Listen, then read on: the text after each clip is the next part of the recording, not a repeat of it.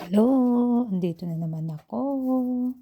Ayan, nagtutupi ako ng mga towel. Yan yung ginagamit namin pag nagpupunas ng mga plato para mag-dry siya. Ayan, tinutupi ko. Okay naman hindi plansyahin. After that, nagawa kami ng ice coffee ng kasama ko.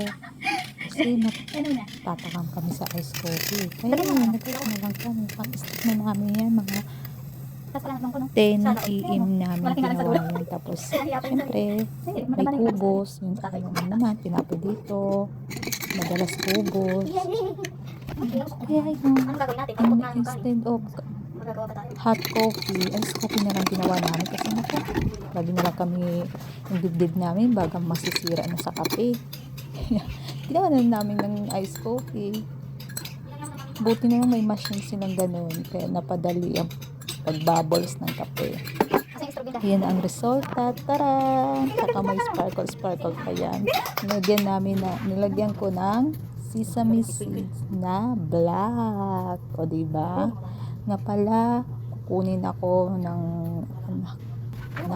isang anak ng amo ko mamayang hapon. Kaya, ayan, nag-i-impake na ako dahil doon naman ako sa kabilang bahay. Diba? Ganon. Lahat talaga. Lahat talaga. Impake, pati ano dyan, pati kumot, dala ko yan. Huwag nyo nang intindihin yung nasa likod. Ganon talagang kwarto dyan, magulo.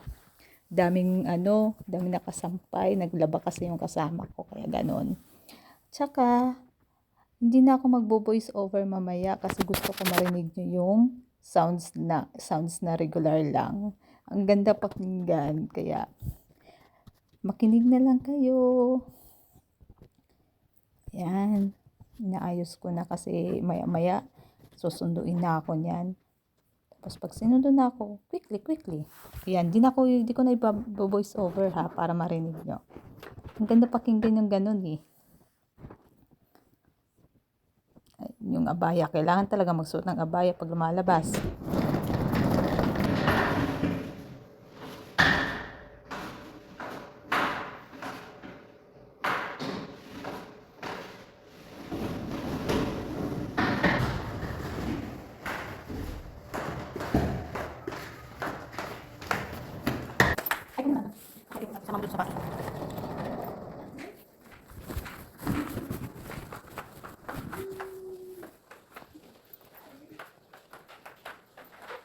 So ayan, sinundo na ako ng anak ng amo ko punta sa kanilang bahay. Hindi ko na pinidyohan yung pagkadating ko kasi bawal sila. Kaya ayan, sa travel na lang namin. Papunta yan dito banda lang saan katip din.